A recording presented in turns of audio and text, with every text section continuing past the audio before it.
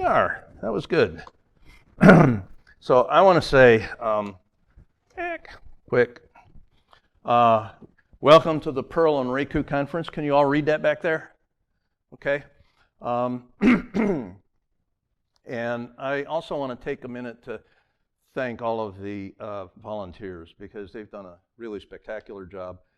And I appreciate that, especially Sarah and all the folks that have come together to make this all work. This is me. I've been in IT since 1969. I've been using Linux since 1996. I've worked for IBM as a IBM customer engineer. I've done sysadmin, tester, trainer, and a whole bunch of other jobs, including a chief cook and bottle washer for my own companies occasionally. I've done coding in a lot of interesting and fun languages, including a lot in Perl. I spent 5 years working with Perl at the state of North Carolina. That was really fun. I learned a lot there. I've got 9 books published with A-Press. The last one just came out a few weeks ago, actually. And I'm going to be doing a book signing. I'll have 2 of my books here. I've got a number of copies of my first book, The Linux Philosophy for Sysadmins, which is partly what I've based this presentation on. And my most recent one, I've got a few copies of that, System D for Linux Sysadmins, and that was a #1 new release on Amazon. Of course, the niche category that they put it in, you know, there were only like 3 other books in there, so. And the information at the bottom is my contact info. The only social media I use these days is Blue Sky and Mastodon, okay? I've never used Windows on any of my personal computers, ever. At least not on the bare metal, all right? I have used them on VMs because a couple of my books required that I do the research in order to make them accurate. But I went from DOS to OS/2 to Linux. Now, as you can tell by the dates on some of those things, I have been using computers for a long, long time. And this is going to be audience participation. I want you to ask questions as we go through. I'm not going to have question and answer at the back at the end of this. But I want you to guess, or at least maybe you can think of what my first computer was. Anybody have any ideas in 1969 what my first computer might have been? What's that? No. No. It was the one I was using. It wasn't mine. They didn't have them for home in those days. No. That was 81. Okay. No. Smaller, much smaller. No. Way smaller. Okay. That's it. Anybody know what that is? That is an Olivetti Programma 101, a P101. And the company I was working at in those days, the job I had was very math intensive. And, you know, I took math and physics and all that kind of stuff in high school. I was a kid with a slide rule on my hip. But when it came to this particular job, we had these old calculators, these old mechanical things, and we had to do a lot of multiplication and division. And so we'd put the numbers in and hit the enter key, and it would go ka-chunk, ka-chunk, ka-chunk, ka-chunk, ka-chunk, ka-chunk, ka-chunk, ka-chunk, ka-chunk, ka-chunk. And eventually it would end up with the answer. And I thought that having something like this, which I'd read about somewhere, I don't even remember where, but it would speed things up quite a bit. This machine had 100 words of memory to be shared between data and program. 100 words. And it was all the data, all of the programs were stored on magnetic cards. Okay, so I could chain those magnetic cards. I'd put one in, do what I needed to do, put the next one in, do what I needed to do. It was really interesting to do overwrites on that thing. So anyway, that was my first computer. Oh, and since this is a Perl conference, I thought that I would show you some Perl code. So can you all read that? Okay, well, is that better? There you go. Okay. You're talking Perl, David. Really? Yeah. Yes, I wrote the talk in Perl, although I do use a lot of system calls out to bash, okay?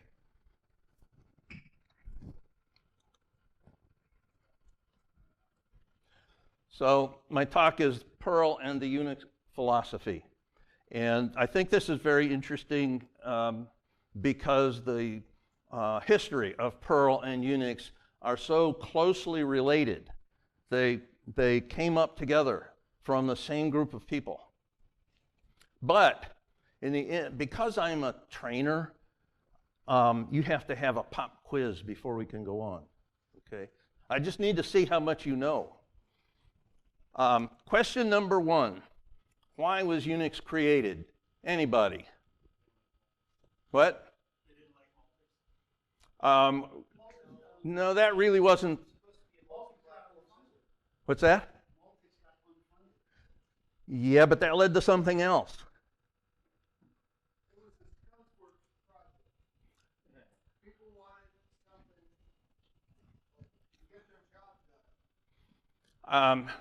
Okay. That's kind of what it was about. The folks.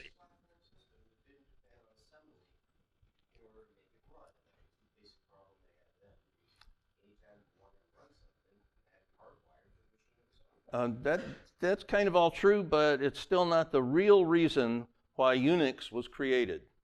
Okay? And that's actually part of the reason. This whole Multics system was really cool, and it allowed multiple users at the same time. That was kind of a first. But this consortium was big and clumsy, and it kind of fell apart because of the pointy-haired bosses. And AT&T pulled out of that consortium. Ritchie and Thompson, Dennis Ritchie and Ken Thompson, had been working on a project, a very, very important project that they could no longer do without having this General Electric 645 time-sharing system available to them. Anybody know what that project was?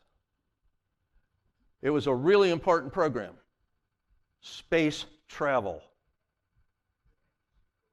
It was a game. So Unix was created because Ritchie and Thompson really needed to play their game. So they created this thing called uniplexed computing system, okay? And that's the beginning of Unix. And how many of you are gamers? Yeah, okay. Gamers drive everything from hardware to software in the computing world. Now, that too.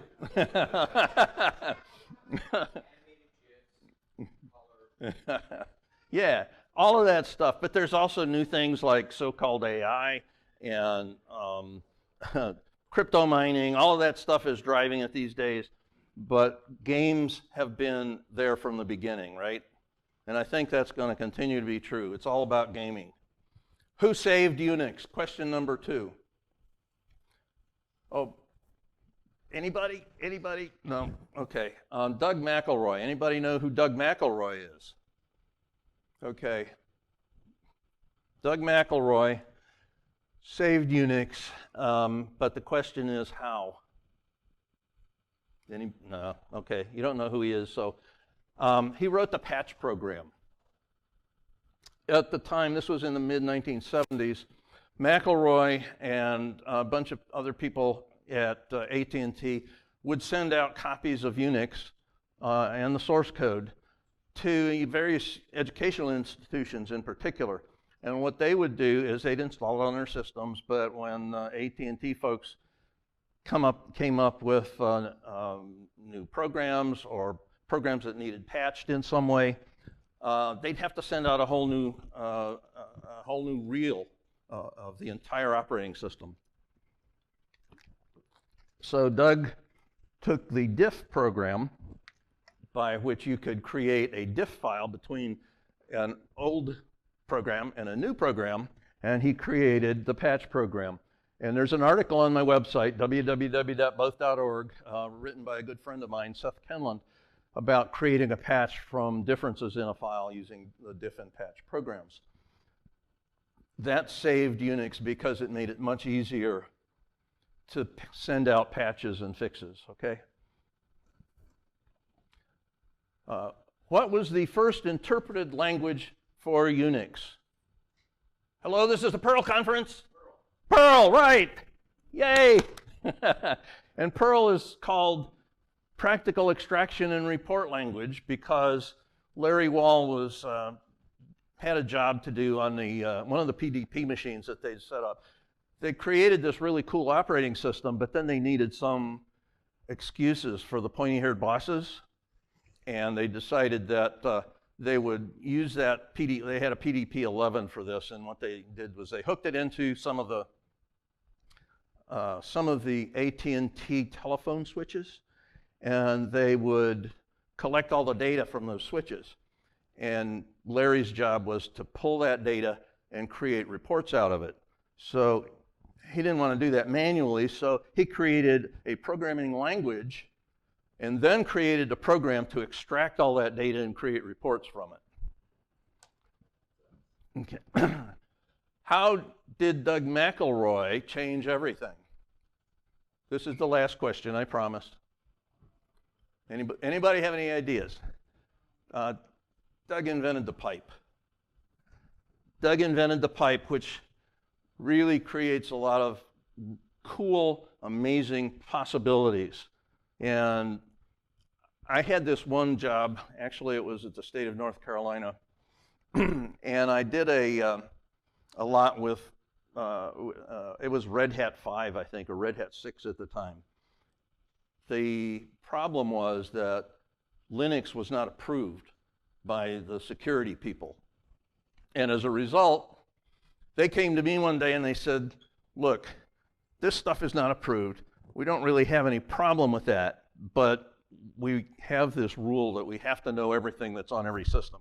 So we want you to tell us what software is on this system. And that way, we'll create an exception for everything that's on there. And they said, just give us a list of it all and we'll take care of it. And I said, well, exactly what do you want? And they said, I don't know, just give us a list of everything, okay? So I created this program that gave them everything. And that's my program down there at the bottom. And it basically takes a list of all the RPMs, all of them, every last one in the computer, and creates a report out of it. And that looks like this. Takes a minute.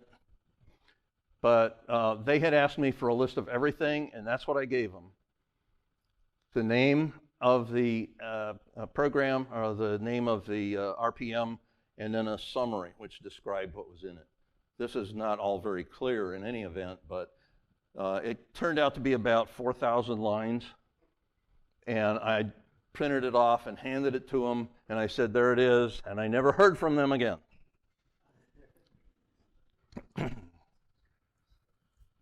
So these are the main players. Larry Wall, who wrote Perl.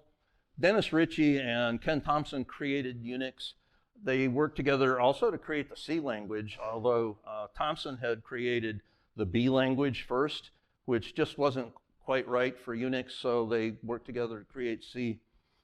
Brian Kernighan also worked on the early days of Unix, and he co-authored with Dennis Ritchie the C programming language book, the Kernighan-Ritchie basic book that everybody should have when they first start programming in C.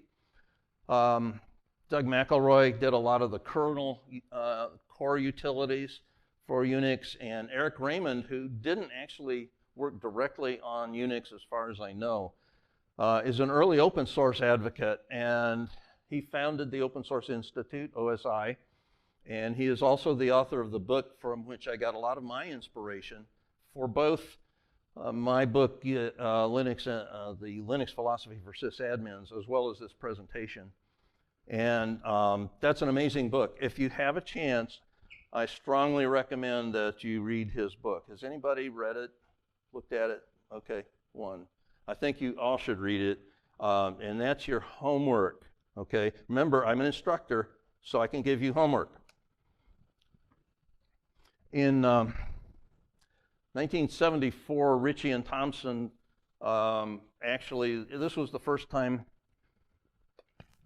that Unix was talked about outside AT&T, but they wrote this paper, and they came up with a number of design considerations. Now, you have to understand that they didn't set out with a set of requirements or design considerations when they created Unix. They were simply trying to do something on which they could write the program to do space travel. But the four things that they came up later with are make it easy to write, test, and run programs. It should be interactive rather than batch processing. You don't want to throw a bunch of cards in a hopper and punch a button. You want to interact with it using a terminal. And economy and elegance of design. We're going to see the word elegance a lot in this presentation, and that's because it's really important. But they wrote Unix on a PDP-7, and that had very little memory. It didn't have a lot of storage space. It didn't have a lot of power. So the constraints that they had that they're talking about in the paper are due to the small size of that computer. And they called it salvation through suffering. And it was, yeah, it was very difficult for them at the first. And it's also self-supporting, or at least it became self-supporting, which meant that you could compile Unix under Unix, and that was an important step forward instead of having to depend on another system for doing the compiles. So this is actually the paper. It's actually it's a current PDF reproduction of that paper, but it's pretty much identical. The interesting thing I see here in green says there is also a host of maintenance, utility, recreation, and novelty programs. Now, I think novelty in this case is talking about space travel, okay? I've got two really cool quotes from that paper. And it's the first one. I'm going to read these instead of, I mean, you can read them too, but I'm going to read these because they're really important. Perhaps paradoxically, the success of Unix is largely due to the fact that it was not designed to meet any predefined objectives. Anybody want to try and translate that? It means there were no pointy-haired bosses telling them what to do, okay? They wrote an operating system by programmers for programmers. And another statement they say in here, it is hoped, however, the users of Unix will find that the most important characteristics of the system are its simplicity, elegance, and ease of use. And there's that word again, elegance. And now we're using the word simplicity. And we're going to see a lot more of that too, because that's really important. But I did notice a bit of an irony here. Because if you're familiar with the history of Windows, it was written by a bunch of developers from DEC, Digital Equipment Corporation, who had written their operating system, VAX VMS. And the DEC philosophy was that users are scared of computers, right? Okay, that was the philosophy. So you had to hide everything from the users except those few things that you think are important to them, the things that they need to actually get their job done. But everything else has to be hidden as much as possible. The irony is that Unix was written on a DEC PDP-7 with exactly the opposite philosophy, and that philosophy is summed up by a fellow named Doug Gwynn, who says Unix was not designed to stop its users from doing stupid things and I've done a lot of those stupid things, as that would stop them from doing clever things. And I've done a few clever things with it, okay? I think the total opposite philosophies that these two environments have, Windows versus Unix, and thereby Linux as well, makes a huge difference in how people interact with and use and work with those machines. Doug McElroy summed up the Unix philosophy in 1978. I get dry mouth. And I'm going to let you read most of this, but I want to tell you about the first sentence. Make each program do one thing well. Okay, I think that's one of the key things to take away from this. But it's all about every program should do one thing well, and all of the programs should be able to link together with a very simple interface, right? And the bottom line, number 4, it says use tools in preference to unskilled help to lighten a programming task. What that basically means is that you don't want to add new programmers, okay? Because if you try to add new programmers to a project, what is going to happen to the ones that are actually trying to do the work? They're going to have to spend their time teaching the new programmers, and it doesn't mean they're unskilled, it just means that they are unfamiliar with whatever project it is they're being called on to help out with. And so those new programmers are going to suck away the time that the experienced programmers on that project have to use to actually move the project forward. It generally is much better to deal with the existing programmers and figure out what it's going to take to help them fix it. Brooks' law summarizes this by saying, adding more programmers to a late project makes it later. Rob Pike, who is a particularly interesting programmer who used C a lot, he came up with these rules. The gist of this is that don't do fancy stuff. It just wastes time, takes a lot of extra effort. Do the simple stuff, okay? And don't try to optimize the speed of a program until the program is completed.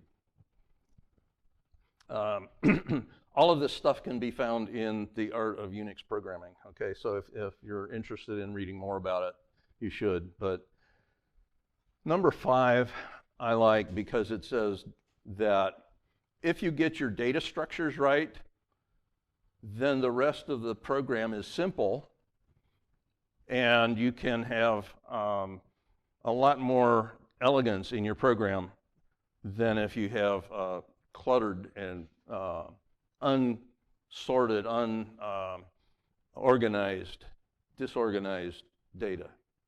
Okay, it's easier if you've got your data structures correct. Douglas Jones is a computer scientist and a professor, I think, at Iowa University, Iowa State, I don't remember which, but he says that the fastest algorithm can frequently be replaced by one that's almost as fast and much easier to understand. And that understanding is important because if somebody's going to have to maintain that, whether it's me as the person who programmed it originally, or whether it's somebody else in 5 years or 10 years when nobody around actually knows anything about that program, the simpler algorithms are going to be easier to maintain. And about Rule 6, there is no Rule 6. And kind of to sum this all up, a fellow by the name of Donald Knuth says that premature optimization is the root of all evil. And that basically works down. Make it work first before you start optimizing, because unless the program is complete, you have no idea where you need to optimize. Eric Raymond, the author of the book, says there are 17 rules, and I really want to talk about each and every one in great depth. I was originally told that I had all day to do this presentation, but when I got here yesterday, Ruth said, no, you've only got until 10:30, and I'm going to get up and do a couple of things first. So I spent most of yesterday and last night hacking and chopping and, trying to get this to fit. So I'm, at any rate, we're not going to go through all of those, but we are going to go through some of them. Rule of clarity, make it simple, and that makes it easier to maintain. I worked at the state of North Carolina, and that was with the NC Mail, North Carolina email system. I worked on the administrative interface, not the actual email. The email was all run on Sun Solaris machines. But our interface for all the administrators, several hundred of them across the state, for various organizations within the state complex, they had to use this interface, and it was all written with Perl. And when I went to the interview, they gave me a little Perl program that had absolutely no comments in it. And they said, okay, tell us what this does. Just do your best. Tell us what this does. And I went through it, and I must have passed because they hired me. And when I got into the job and found that the entire administrative system for the state of North Carolina was run on one old Dell computer running Red Hat something, it was kind of a shock, because I thought it would be on, it wasn't even in a computer room, it was on my desk. And somebody could have picked it up and walked away with it, and the entire interface would have been gone.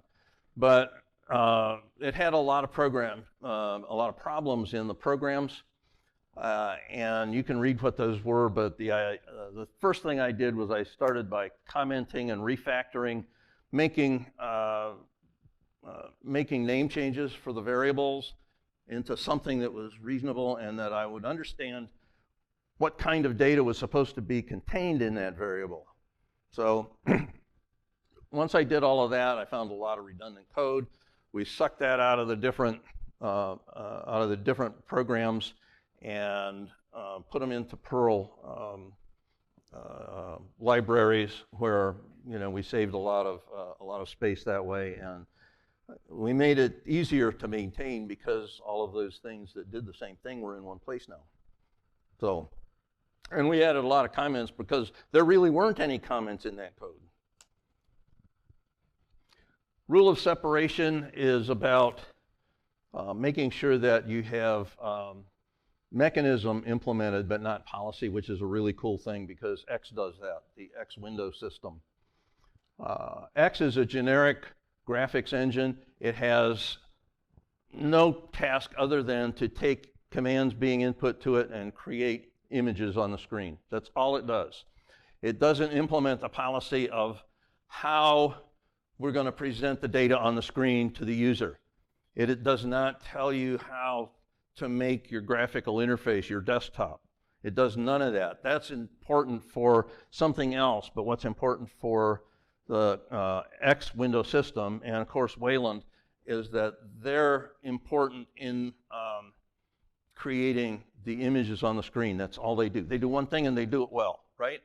Well, Wayland maybe not so much yet, but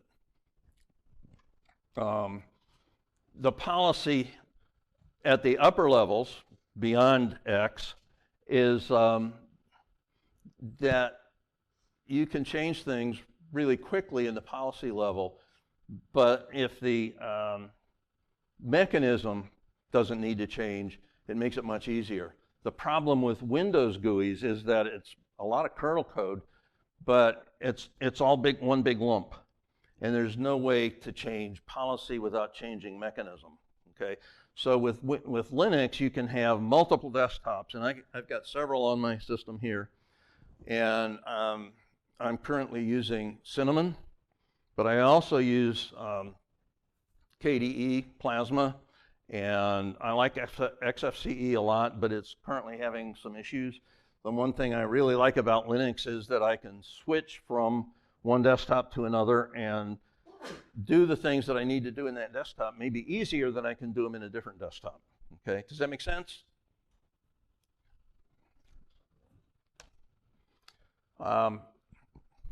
Okay, you can read that one. That's an easy one. Can you read it in the back? It just basically says big programs are complex. Transparency. Oh, this is good. If I can look at code and read it and it makes sense to me, that's a good thing. That's transparency. But it's also discoverable when I have tools like I've built into my program here that tell me what, for example, options. Those are the input options, okay? So I can see that the C option is 1, everything else is 0. The C option says display the code for my program at the end of this presentation. And then there are other variables that I've converted, so like the C option becomes code, so I know what that should be in my program. I know what kind of, what it's saying for me. Quiet and test mode. Test mode, for example, if I put test mode in there, it doesn't do very much. The rule of robustness. Software needs to be robust. My favorite example is when I got my first IBM PC in 1981. There weren't a lot of games for it at that point in time. There were a couple, but they were really crappy. So I was going to write a game for my son using BASIC that was part of the machine. And I had spent a couple of weeks on it already, and I was going to let him start playing it. And I sat him down and I said, look, this is, you know, what you do, and this is what the objective is. And he said, okay. So I tried to walk out of the room, and I didn't get very far. And he said, Dad, is it supposed to do this? And I said, no. I said, what did you do? And he said, this and this and this and this. And I really restrained myself from saying, those are not key combinations you should do. So robustness is about having the program act well when that kind of stuff occurs, when you get the wrong keystrokes. And anybody heard of fuzzy testing? Yeah, fuzzy testing. I promise I haven't had any margaritas yet today. Anybody know what fuzzy testing is? Yeah, you want to tell us? Yeah?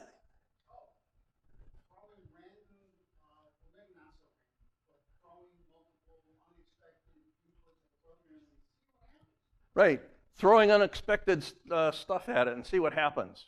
And that's basically what my son did, fuzzy testing for me.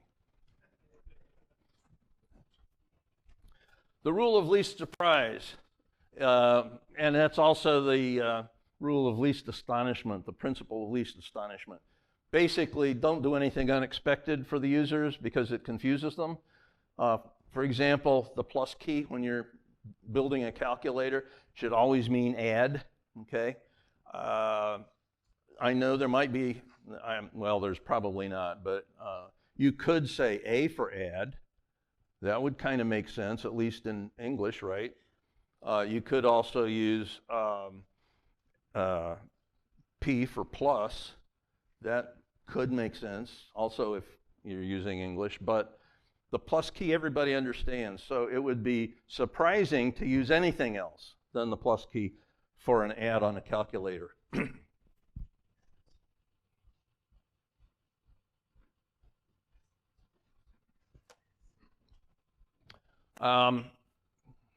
Don't hand hack it. Write programs to write programs. GUI interface builders are really good at this. You tell it what you want, and it will create the program code that gives you your GUI. I'm not convinced about AI. AI can write programs, and some of the code it writes can be okay. Some of it can be brilliant, but that's usually stolen from somebody else. I don't think we have AI. I think we have some pretty interesting programming, but we don't have AI. We're not close to AI at all. And if you want to know what AI, anybody seen? Yeah. Forbidden Planet, 1956. If you haven't seen that, find it and watch it. Robbie the Robot, before he got a bunch of stupid gigs on TV programs, was the perfect example of artificial intelligence. He had the capability to make judgments. And in this scene, Dr. Morbius is telling the crew of the planetary cruiser, what was it, C-51? C-57D, right, thank you. And he was telling the crew that Robbie could not harm a human being. And he was demonstrating this. He gave Robbie a blaster and aimed it at, had Robbie aim it at one of the crew and told him to pull the trigger. But Robbie couldn't, and that's kind of the conundrum that he's experiencing there, because more of a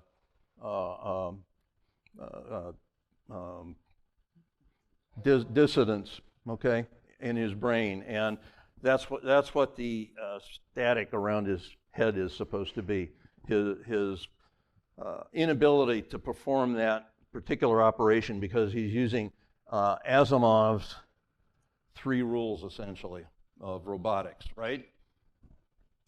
And I'll give you a second to read that, but the bottom line is that robots must not harm humans or allow them to come to harm.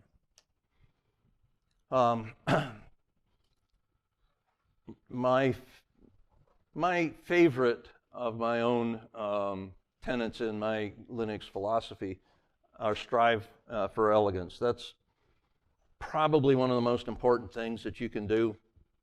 Elegance is defined as the quality of neatness and ingenious simplicity in the solution of a problem, especially in science or mathematics. And I take that also to include the world of computing.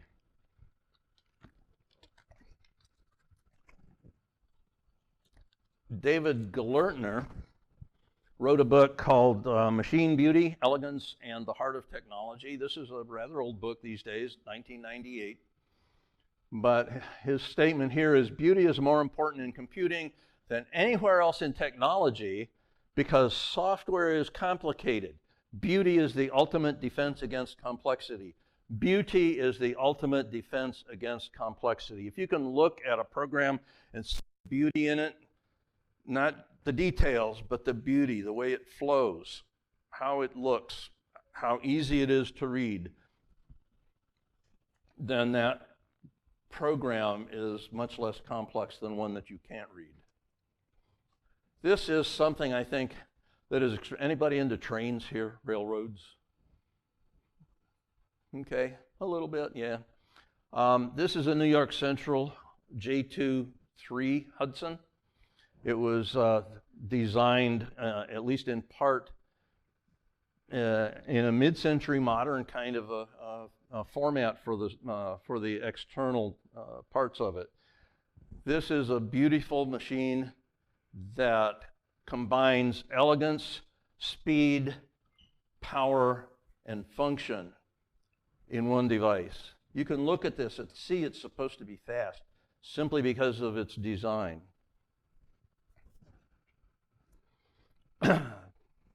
So, let me go here.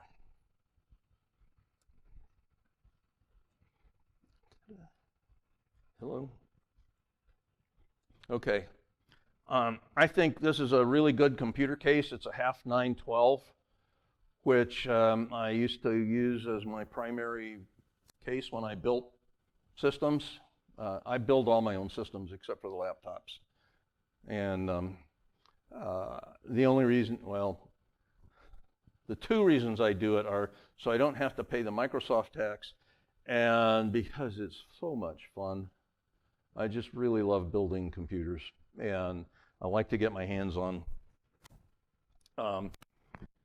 And yeah, let me take a sidetrack here, okay? Do you mind?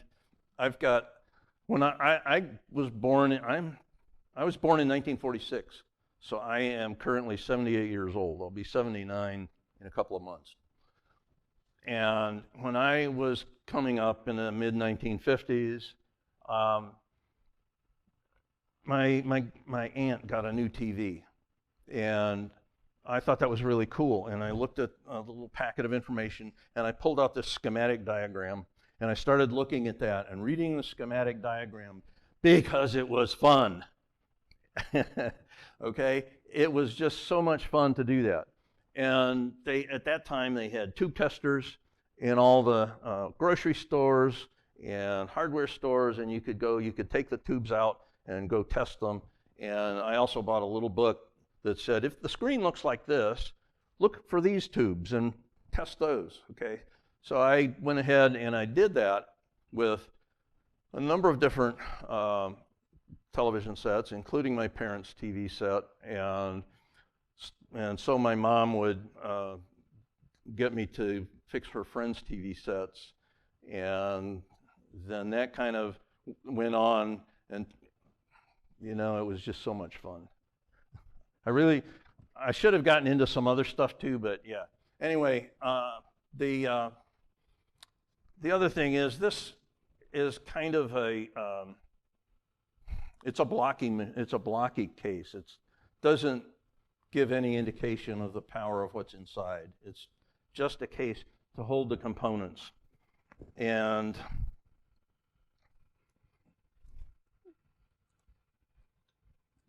these are 3 other machines that I built, and actually 2 of them I rebuilt by taking them out of their old half 912 cases, and these are Cooler Master Frame 700. No, that's not right. This is a Cooler Master TD5 TD500 mesh. Okay, and I've got the glass side off the left one, the one in the foreground, and you can see the inside is designed in such a way that it looks beautiful from the outside. There's an elegance about what you see, and it also has lots of fun RGB lights, right? Got to have all that stuff. So this is my primary workstation when I'm home, and this is a Cooler Master Frame 700. The really cool thing about this, other than its name, is that it's a totally open framework. It's not a box. Okay, it's something really totally different, and I think there's an elegance about this because it opens up the computer as a piece of artwork. Okay, it's not just about technology. It's about how it looks and how it feels. When people see that, they kind of understand a little bit more about what's going on inside a computer because they ask me questions about it. That old half 912, oh yeah, that's just a computer, right? There's no questions to ask there. The half 912 is kind of what they called in the 1950s. It was based on Soviet building practices. They called it brutal, okay? And so this isn't anything but brutal. This is a thing of beauty. Of course, I built it myself, so I would only think so, right? Dennis Ritchie said, Unix is simple, it just takes a genius to understand its simplicity. And I think the truth in that is about the fact that the people who support it, the system administrators, the developers, people who write new code for it, I think those are the people who understand the simplicity, assuming that they write good code, all right?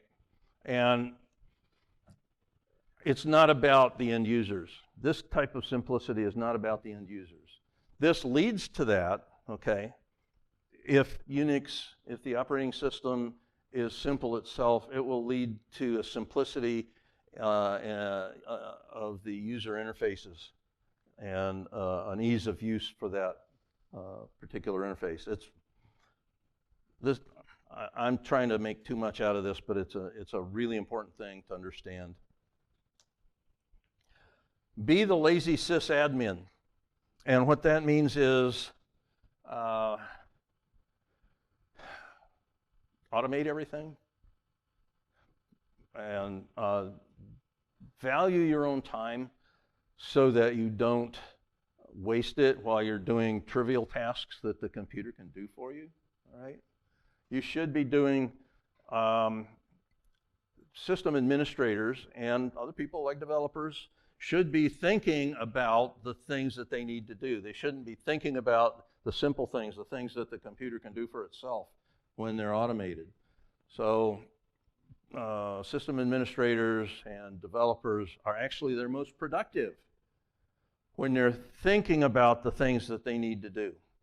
Does that make sense? Does anybody have any questions at this point? Okay. Test early, test often. Yeah, that's a good one. And it basically means that when you write a program, you should start testing immediately. That's what I do. I take the simplest bits first. I use a template that I use for pretty much everything. And so I'll take that template and I will create just a few bits of code, the help, for example. Because if I write the help first, those are the things that I'm going to write later, okay? And I create that little bit of interface, and then I test it. And then I add something more to it, something functional that does what one of those lines on the help program shows. And every time I make enough changes, I will go ahead and I will test again. Because there's always one more bug. And the best testing is in production, right? You can't build any kind of a test environment. And I've worked in testing. I've spent 5 years in testing for Cisco. And that was an interesting experience because we're always finding bugs, but the testing was continuous right from the start. Portable programs. I found, again, while I was at the state of North Carolina, there was a situation that we had where we were going to test our disaster recovery. And we had a really great disaster recovery program. We had a place up in Philadelphia. It was run by Sun. And they would have all of the machines, the hardware and software that we needed to do our testing. And all we had to do was bring our big tape libraries of data up to the center in Philadelphia and load everything on their machines and test it out. When it came to testing the user interface that I was working on for the NC mail system, they did not have any Intel machines. So we couldn't test that directly, but they did have an IBM Z390.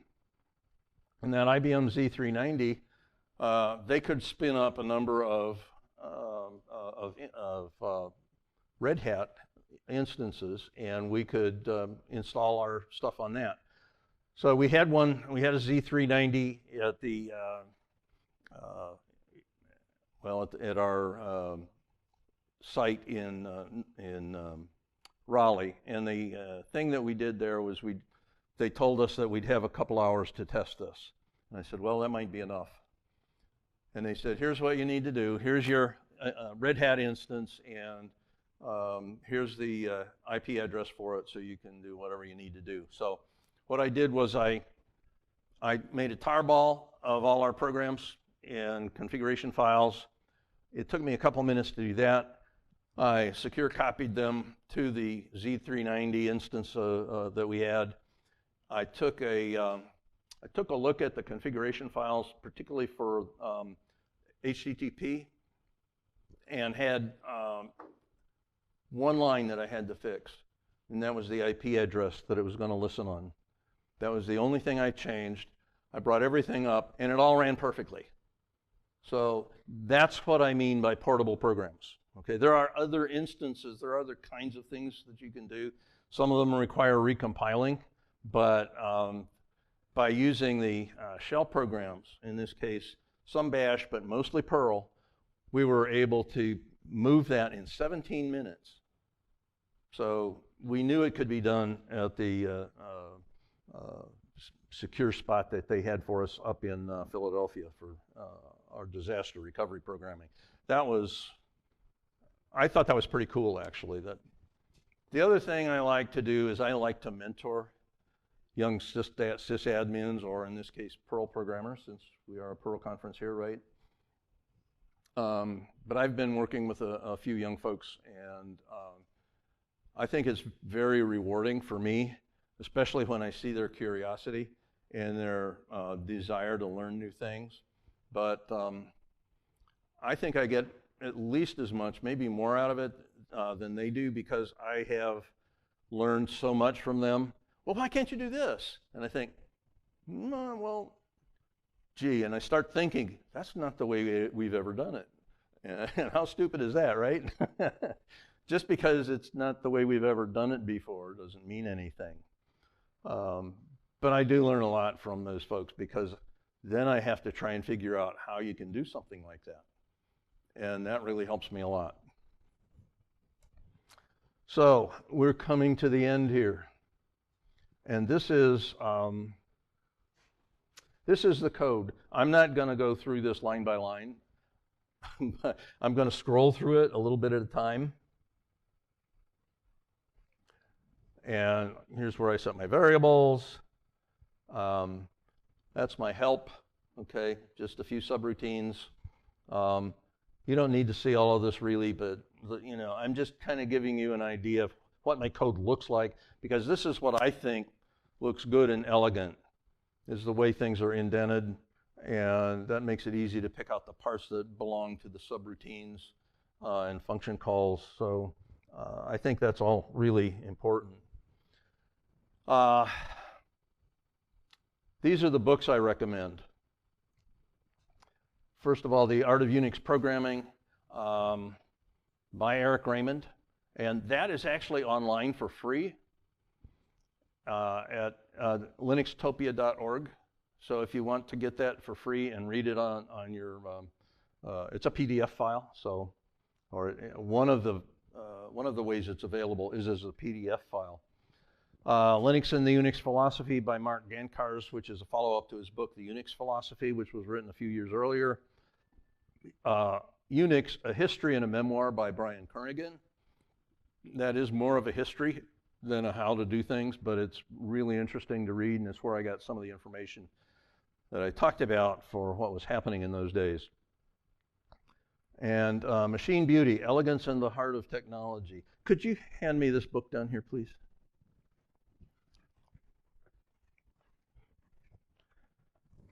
Thank you.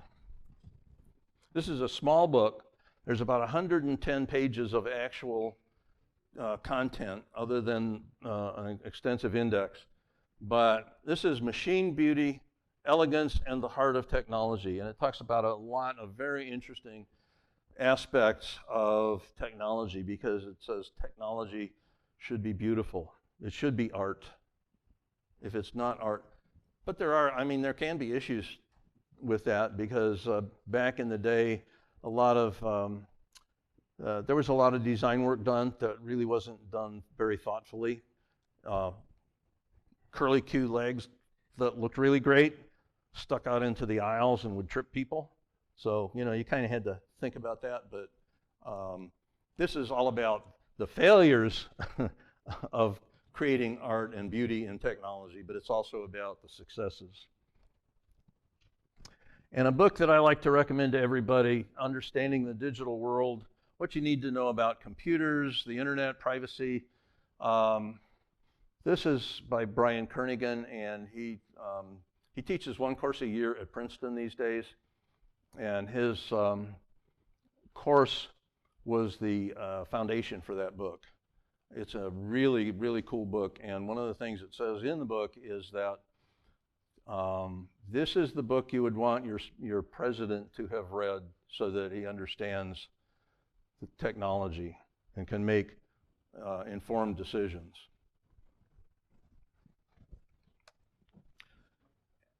Any questions? Any last questions? Yes?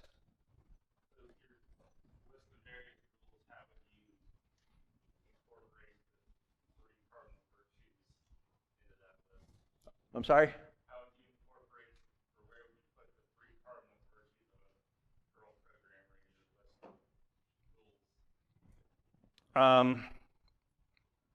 I don't know. Clearly, they're really important. And I think all of these rules and tenets are interlocked. Okay? I don't think you can separate them and accomplish the same thing. So I would, as a Perl programmer, I would put them like somewhere in the middle, okay, in terms of the actual functionality of programming. Does that make sense? Yes? Oh, okay. Okay, we do have a mic. Anybody else have a question? Anybody? That's it? Okay. Well, thank you. I really appreciate your time.